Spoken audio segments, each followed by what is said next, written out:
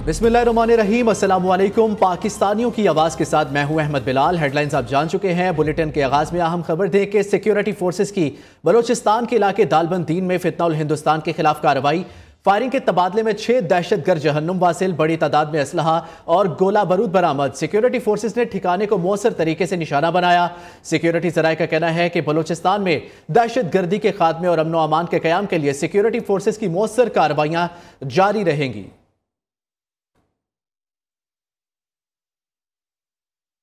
Security forces की बाजोड़ में फितनाल खवारिज के खिलाफ कामयाब कार्रवाइयां। शाही तंगी जंगल में खवारिज के ठिकानों और सुरंगों का मुकम्मल सफाया कर दिया। फायरिंग के नतीजे में एक खवारजी जहन्नुम वासिल, जख्मी खवारजी फरार हो गए। सिक्योरिटी फोर्सेस ने इलाके में मौजूद सुरंगों और करीबी मुकामात को भी क्लियर कर दिया है। तफसीलात जानेंगे इस रिपोर्ट में। सिंध हुकूमत की कामयाबी पॉलिसी ने डाकुओं को घुटने टेकने पर मजबूर कर दिया है। शिकारपुर में तकरीब के दौरान 72 डाकुओं ने खुद को सरेंडर कर दिया। एंटी टैंक और एंटी एयरक्राफ्ट समेत 200 से ज्यादा छोटे बड़े हथियार भी हवाले कर दिए। वजीर दाखिला सिंध ज़ियाउल हसन लिंजार ने पुलिस के अफसरों, एहलकार और रेंजर्स के जवानों को खिराजे तहसीन पेश किया। सिंध हुकूमत का कामयाब अमन मिशन, सरेंडर पॉलिसी की तकरीब। कच्चे के 75 डाकुओं ने हथियार डालकर हुकूमती रिट तस्लीम कर ली। बदनाम डाकुओं ने 200 से ज्यादा छोटे बड़े हथियार हुकूमत के हवाले कर दिए। शिकारपुर के इलाके घड़ी टेगू में कामयाबी से 5 माह जारी रहने वाले ऑपरेशन में 107 मुखबियों को बाजियाब भी कराया गया। वजीर दाखिला सिंध ज़ियाउल हसन लिंजार का कहना था, पुलिस हुकूमत की जारहाना पॉलिसी के तहत काम किया। सिंध पुलिस की कामयाबी और बहादुरी पर सलाम पेश करता हूँ। शहीद पुलिस एहलकारों को खिराज अकीदत भी पेश किया गया। ये हमारी बिल्कुल विल है गवर्नमेंट की कि हम उनको, हमारे ऑफिसर ने प्रूव किया है, घर में घुसकर भी उनको मारा होगा। और मैं सलूट पेश करता हूँ अपने अफसरान को। हम चाहते हैं कि आप पाकिस्तान की इस्तेकाम है उसमें आप शामिल हो। हर पाकिस्तान का हक है कि वो इस चीज में शामिल हो, लेकिन क्रिमिनल की कोई भी जगह उसमें नहीं है। तकरीब में रुकने सिंध असेंबली इम्तियाज शेख, शहरियार महर, आबिद भाइयों, गुल मोहम्मद जाकरानी और पीपल्स पार्टी के रहनुमाओं ने शिरकत की। तकरीब में अस्करी और रेंजर्स हुकाम समेत सक्खर और लाड़काना के DIGs और SSPs भी मौजूद थे। आगे बढ़े और बात करें रियासत के खिलाफ बंदूक उठाने वाले इंतहा पसंदों और गैर कानूनी रिहायशियों के लिए पंजाब की जमीन मजीद तंग कर दी गई।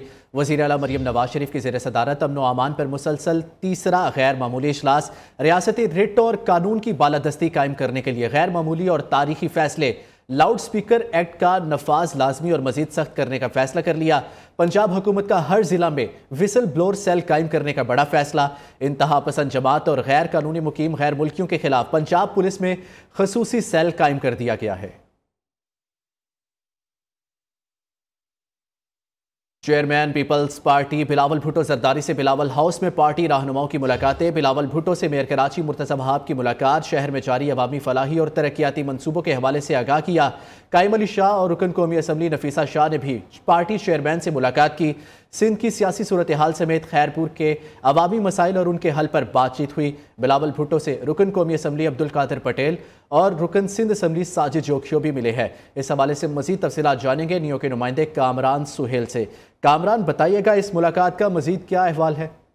देखिए, पाकिस्तान पीपल्स पार्टी के चेयरमैन बिलावल भुट्टो जरदारी से जो है वो आज बिलावल हाउस के अंदर जो है वो पीपल्स पार्टी के रहनुमाओं ने मुलाकात की है। मुलाकात करने वालों में मेयर कराची बैरिस्टर मुर्तज़ा वहाब भी शामिल हैं, साबिक वज़ीर आला सिंध सैयद कायम अली शाह, नफीसा शाह, जबकि साजिद जोगियो, कादिर पटेल भी जो है वो मुलाकात करने वालों में शामिल है। मुलाकात के अंदर कराची में जारी जो तरक्याती स्कीमें हैं उस हवाले से तबादला ख्याल किया गया और जो अरकान कौमी असम्बली हैं उनसे जो मुलाकात हुई, जिसमें जो है वो मुख्तलिफ अमूर पर जो है वो तबादला ख्याल किया गया और उनके हल्का इंतखाबात में जो अवामी मसाइल हैं उस पर बिलावल भुट्टो जरदारी को ब्रीफिंग दी गई। जी, ब्रीफिंग दी गई है। बहुत शुक्रिया कामरान अपडेट करने के लिए। गंदम की कीमत बेहतर करने पर वफाकी हुकूमत का शुक्रगुजार है। सपोर्ट प्राइस देंगे तो किसान गंदम लगाएं, बाहर से इंपोर्ट नहीं करना पड़ेगी। ताजिर बरादरी को सहूलतें देने से ही माशी हालात बेहतर होंगे। खैरपुर इकनॉमिक जोन को आलमी अवार्ड दिया गया। सड़कें भी बना रही हैं, मगर हमारी पहली तरजीह सेहत है। वजीर इत्तलात सिंध शर्जील मेमन का कहना है, कराची में अगर सहूलतें नहीं तो बाकी सूबों से लोग रोजगार के लिए यहाँ क्यों आते हैं?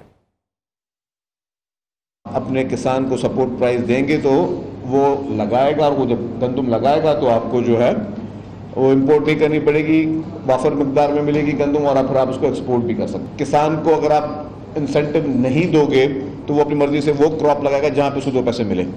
पूरे पाकिस्तान में एक ही इकोनॉमिक जोन को इंटरनेशनल अवार्ड मिला है, वो आपके और हमारे खैरपुर स्पेशल इकोनॉमिक जोन को नेशनल अवार्ड मिला है।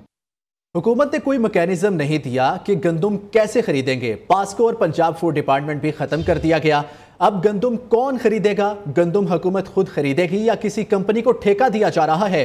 रहनुमा पीपल्स पार्टी हसन मुर्तजा ने विफाकी और सूबाई हुकूमत पर सवालात की बौछार कर दी। कहते हैं किसानों से गंदुम मिडल मैन के पास चले गई, अब फायदा आम किसान नहीं आड़ती उठाएंगे। हुकूमत ने हमारे मौकिफ को काफी हद तक तस्लीम किया है। पंजाब हुकूमत के तर्जुमान गैर जिम्मेदाराना गुफ्तगू करते हैं। आप बैठकर चीजें डिस्कस कर लेंगे तो इख्तलाफात सामने ना आए। दूसरी जानिब एक तरफ जमहूरियत खेलते हैं, दूसरी जानिब हमारी लीडरशिप पर कीचड़ उछालते हैं।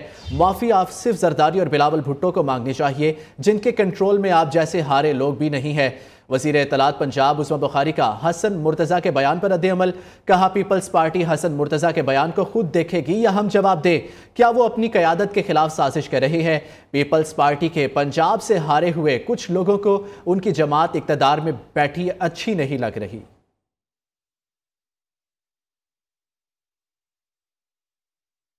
अहम खबर शामिल करें कि पख्तूनों ने पाकिस्तान और अफगानिस्तान में आबादी के तनासुब की हकीकत सामने रख दी। पाकिस्तान में अफगानिस्तान से ज्यादा पख्तून बसते हैं।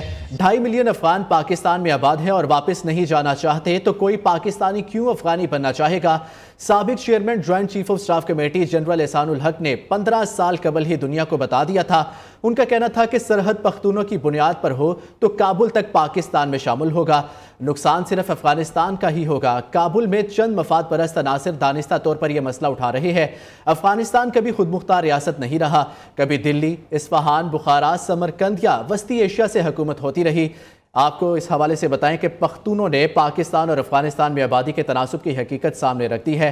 पाकिस्तान में अफगानिस्तान से ज़्यादा पख्तून बसते हैं। 2.5 मिलियन अफगान पाकिस्तान में आबाद हैं और वापस नहीं जाना चाहते हैं। I belong to that area. It may be knowledge to some of us in this room that there are more Pakhtuns in Pakistan than there are in Afghanistan. And if today we were to decide this border on the basis of the Pakhtuns not being divided, I am afraid Afghanistan right up to Kabul will fall into Pakistan. It will not be the other way around. No part of Pakistan will go into Afghanistan. Half of Afghanistan will come to us. Maybe more than half, I think 60%. Because in my view, 60% there are Pakhtuns. They will be the losers. We will not be the losers. So on no basis of, whether it's on the basis of geography, whether it's on the basis of history, whether it's on the basis of adult franchise you want to call it, or they will be the losers. Because even if you go in history, Afghanistan was ruled from Delhi for a very long time, or it was ruled from Isfahan and in Iran, or it was ruled from Bukhara and Samarkand and Tashkent in Central Asia. There was no Afghanistan. So if you were to try and delineate borders on the basis of history, ethnicity, geography, any basis, Afghanistan will be the loser, and they are our brothers. We won't like them to be the losers. And secondly, who would like to be a part of Afghanistan? Just tell me today, which human being would like to be taken out of another country and be a part of Afghanistan? इसी पर बात करते हैं executive director new news senior तज्जियाकार नसरुल्लाह मलिक साहिब से। जी Nasrallah Malik Sahib, एक बार फिर से पाक अफगान सरहद का तनाज़ा जो है वो सामने आ रहा है, किस तरफ जाते देख रहे हैं इस डायरेक्शन को आप? देखिए, बुनियादी तौर पे चंद मुफाद परस्त अनासर हैं जो अफगानिस्तान में भी बैठे हैं और कुछ हमारे जो इलाकों के अंदर भी मौजूद हैं, जो इस किस्म की बहस करते हैं कि पख्तूनों की आबादी के जो तनासब है या जो हमारी सरहदी जो है लाइन है, इस पे जो है वो इतराज़ात उठाते हैं। हालांकि उन्हें इस बात को इल्म होना चाहिए कि अगर आबादी के तनासब से देखा जाए तो फिर अफगानिस्तान का ही नुकसान है। और अफगानिस्तान में अगर आबादी के तनासब से अगर हम सोचें कि जो पाकिस्तान में पख्तून आबादी है उसकी तादाद और अफगानिस्तान के अंदर जो आबाद हैं उसके रेशो से फिर तो काबुल तक जो है वो पाकिस्तान की सरहद चली जाएगी। तो इस लिहाज से पाकिस्तान को नहीं बल्कि अफगानिस्तान को नुकसान होगा। दूसरा, अगर तारीखी तौर पर देखें तो अफगानिस्तान कभी कोई इंडिपेंडेंट स्टेट के तौर पे कभी नहीं रहा। कभी यहाँ पे दिल्ली, कभी इस्फहान, बुखारा, समरकंद या सेंट्रल एशिया से इसके ऊपर हुकूमत होती रही है। जब जिस इस वीडियो का आप तज़किरा कर रहे हैं, जनरल एहसानुल हक साहब वो DGI भी रहे हैं, chairman joint chief of staff भी रहे हैं और बड़े अहम ओहदों पर फायज रहे हैं, साबिक कोर कमांडर पेशावर भी रहे हैं। उन्होंने भी ये बड़ी तफसीलात के साथ इस पूरी सूरत हाल का जायजा लिया और उन्होंने इस पे लिखा भी, बात भी की कई बार कि वो खुद पख्तून हैं, पाकिस्तान में अफगानिस्तान से ज्यादा पख्तून बसते हैं, और अगर इसी बुनियाद पे हो कि जी कि पख्तूनों की बुनियाद पे फैसला करना पड़े तो नुकसान सिर्फ अफगानिस्तान का होगा, और हम कभी नहीं चाहेंगे कि हमारे अफगान भाई जो है वो इस किस्म का नुकसान उठाएं। दूसरा, जो 25-30 लाख अफगान महाजरीन पाकिस्तान में आबाद हैं, वो वापस नहीं जाना चाहते, वो अपने मुल्क नहीं जाना चाहते, यानी जिनको ये एहसास है, उसी भी आज तक बहस है कि हम उन्हें चाहते हैं कि अपने मुल्क में चले जाएं, अगर उनका मुल्क वहाँ उनके लिए बेहतर हो चुका है, वहाँ हालात बेहतर हो चुके हैं तो वो वापस जाएं, लेकिन वो बज़िद हैं कि वो पाकिस्तान रहना चाहते हैं। उसकी वजह क्या है कि अफगानिस्तान की सूरत हाल जो है वो इस काबिल नहीं कि वहाँ वो अपने मुल्क में वापस जाएं, बल्कि पाकिस्तान में रहने को वो तरजीह देना चाहते हैं। तो इन हालात में आप सोचें कि कोई शख्स वो खैबर पख्तूनख्वा में रहता हो या कहीं और रहता हो तो वो कैसे चाहेगा कि पाकिस्तान जैसे एक मर्जिंग, एक डेवलपिंग नेशन है, उस मुल्क को छोड़ के वहाँ चला जाए जहाँ इस वक्त बेसिक बुनियादी सहूलियात भी जो है वो मुयसर नहीं है। यही लोग कहते हैं कि वहाँ जिस वक्त जो सूरत हाल है, जिस तरीके से अवाम के मसाइल हैं, उनके हालात में तो वहाँ अपने उनके अफगान महाजरीन वापस जाने को तैयार नहीं है। ये काबुल में चंद मुफाद परस्त अनासर बैठे होते हैं जो इस किस्म के जो है इशू बनाते रहते हैं और वो कहते हैं हम इसको सरहद नहीं मानते। तो फिर क्यों कहा जाता है कि अलकायदा जैसे अनासर को कुचलना है, अगर तालिबान का जो है वो रास्ता रोकना है तो फिर इस सरहद के ऊपर से जो है वो सख्ती की जाए, लेकिन जो है दूसरी तरफ कहते हैं हम इसे सरहद नहीं मानते, जिस सरहद से तकरीबन हर रोज 30-35 हज़ार अफराद आर पार जाते हैं। और जो भी अफगान महाजरीन यहाँ पे मौजूद हैं उनको जब हमने ID कार्ड्स भी जारी किए तो ID कार्ड्स फाड़ देते थे, इसलिए कि वो पाकिस्तान में ID कार्ड्स बनवा के यहाँ कारोबार कर रहे हैं, साल से रह रहे हैं। तो मैं समझता हूँ कि ये हमारे यहाँ जो कुछ ऐसे लोग हैं जिनको इस सूरत हाल का अंदाजा नहीं है, उन्हें ये बात समझनी चाहिए कि पाकिस्तान जैसे मुल्क में लोग आके बसना चाहते हैं उस तरफ से, और उस तरफ जिस किस्म की जो बदहाली है वहाँ रहना कौन पसंद करेगा। और ये मैं समझता हूँ बड़ा एक अहम इम्पॉर्टेंट उनका जनरल खान साहब की भी, और आज भी जो सेंसिबल लोग हैं जो इस सारे खत्ते की सूरत हाल से वाकिफ हैं, उन्हें बखूबी अंदाजा है कि पाकिस्तान मुहाजिरीन के लिए उन्होंने अपने दरवाजे खोले, उन्हें यहाँ पे जो है सारी सहूलियात दी। अब हम कहते हैं कि वो अपने मुल्क में वापस चले जाएं, लेकिन वो इसलिए नहीं वहाँ जाना चाहते कि वहाँ अफगानिस्तान में अभी कोई ऐसी सूरत हाल नहीं है कि वो वहाँ जाके रहें। जी सर, बेहद शुक्रिया वक्त देने के लिए। सीनियर तज्जियाकार नसरुल्लाह मलिक हमारे साथ मौजूद थे। वेलकम बैक नाज़रीन। बात करें कि पंजाब में सैलाब के दौरान मिसाली रिलीफ एंड रेस्क्यू ऑपरेशन किया गया। वज़ीर आला मरियम नवाज सैलाब मुतासरीन की तकालीफ का अजाला कर रही है। मुतासरीन से किए गए वादे को 26 दिन की कलील मुद्दत में पूरा किया। सीनियर वजीर पंजाब मरियम औरंगजेब का कहना है पंजाब में सैलाब ज़दगान को शफाफ तरीके से अमदादी रकूम मिल रही है, कोई तफरीक रवा नहीं रखी गई। सैलाब मुतासरा इलाकों में 83% सर्वे मुकम्मल कर लिया गया है। खैबर पख्तूनख्वा में भी सैलाब आया लेकिन मुतासरीन की मदद के लिए घर से कोई ना निकला।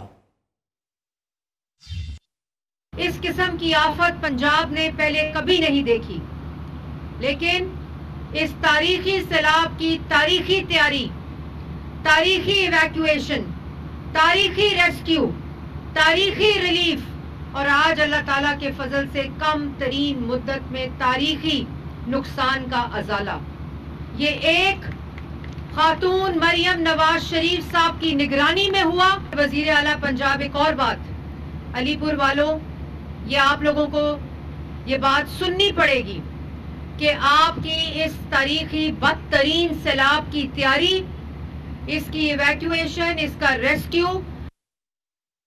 IMF ने पाकिस्तान में हालिया सैलाब के मईशत पर मनफी असरात का खदशा जाहिर कर दिया। IMF का कहना है सैलाब के बाइस माशी तरक्की, महंगाई और करंट अकाउंट तवाज़ुन बिगड़ सकता है। रवा साल माशी शरह नमू 4.2% हदफ के मुकाबले में 3.6% रहेगी। महंगाई भी दोबारा बढ़ेगी। इस्लामाबाद से रिपोर्ट।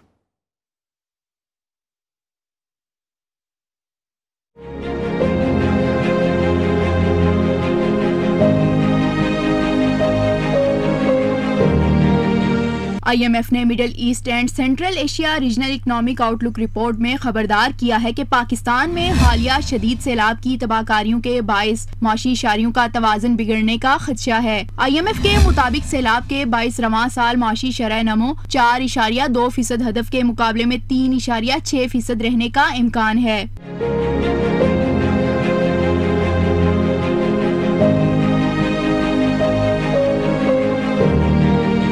रिपोर्ट के मुताबिक 2025 की तीसरी तिमाही में शदीद सैलाब के बाइस माशी शरह नमो, महंगाई, करंट अकाउंट अंदाजों से ज्यादा मुतासिर हो सकता है। सैलाब के इन मनफी असरात की शिद्दत ताहाल गैर यकीनी है। अलबत्ता माशी पॉलिसियों के तसलसल के नतीजे में अगले 5 साल यानी 2030 तक माशी शरह नमो बढ़कर 4.5% हो जाएगी। रवा साल महंगाई भी दोबारा बढ़ने का इम्कान है। बिजली पर सब्सिडी के खात्मे और टैरिफ के मामूल पर आने से भी दबाव बढ़ेगा। IMF ने पाकिस्तान में माशी इस्लाहात के तसलसल और माली बेहतरी का भी एतराफ किया है। रुक करे कराची का, जहां सिंध फूड अथॉरिटी ने कार्रवाई करते हुए बेकरी से 1500 खराब अंडे जब्त कर लिए। कार्रवाई के दौरान 10,000 खराब अंडों से तैयार बेकरी आइटम्स भी जब्त कर ली गई, जबकि 2 बेकरी मैन्युफैक्चरिंग यूनिट्स को फूड सेफ्टी कवानीन की खिलाफ वर्जी पर सील कर दिया गया है। इस हवाले से तफसीलात जानेंगे अपने नुमाइंदे कामरान सुहेल से। कामरान, बताइएगा ये कार्रवाई की गई है, क्या डिटेल्स हैं? देखिए, कराची में सिंध फूड अथॉरिटी की जानिब से जो है वो एक बड़ी कार्रवाई सामने आई है, जिसमें जो है वो 1500 से जायद जो है वो खराब अंडे जो है वो उन्होंने जब्त किए हैं। बेकरी को भी जो है सील भी किया है, और उस बेकरी के अंदर जहां पर जो है वो इन खराब अंडों से जो है वो बेकरी जो आइटम जो है वो तैयार किए जा रहे थे, जिसमें डबल रोटी है और दीगर जो अंडे से तैयार किए जाते हैं, वो तमाम सामान जो है वो तलब उन्होंने कर दिया है। और जो मशीनरियाँ वहाँ पे मौजूद थी, जिस जगह पर उन्होंने रेड की थी, उस जगह को भी जो है वो सील कर दिया गया है। जी, बहुत शुक्रिया कामरान अपडेट करने के लिए। वेलकम बैक नाज़रीन। खबर दे के लाहौर में पाबंदी के बावजूद पतंगबाजी का खूनी खेल जारी। पतंग की डोर फिरने के 2 वाक़यात। कातिल डोर ने एक और घर का चिराग गुल कर दिया, एक नौजवान जख्मी हो गया। मजंग का 21 साला नौजवान काम से घर लौट रहा था कि कातिल डोर फिरने से दम तोड़ गया। अस्पताल के रास्ते में जाते हुए दम तोड़ गया। कालाशाह काकू में नौजवान अली रजा गर्दन पर डोर फिरने से जख्मी हो गया। वज़ीर आला पंजाब मरियम नवाज ने गैर कानूनी पतंगबाजी पर सख्त गम व गुस्से का इजहार किया और CCPO से रिपोर्ट तलब कर ली। मजीद इस रिपोर्ट में।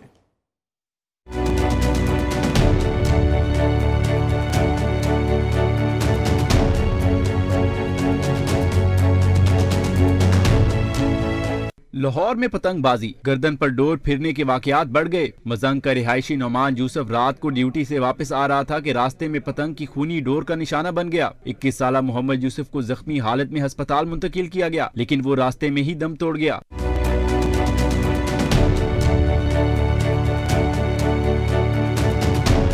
नौमान यूसुफ की मैयत घर पहुंचने पर कोहराम, अहले इलाका और घर वाले दुख से निढाल हो गए। नौमान यूसुफ घर का बड़ा और अकेला कमाने वाला था। मरहूम का एक छोटा भाई और 2 बहनें हैं। डोर फिरने का वाकया थाना नवा कोट के इलाका में पेश आया।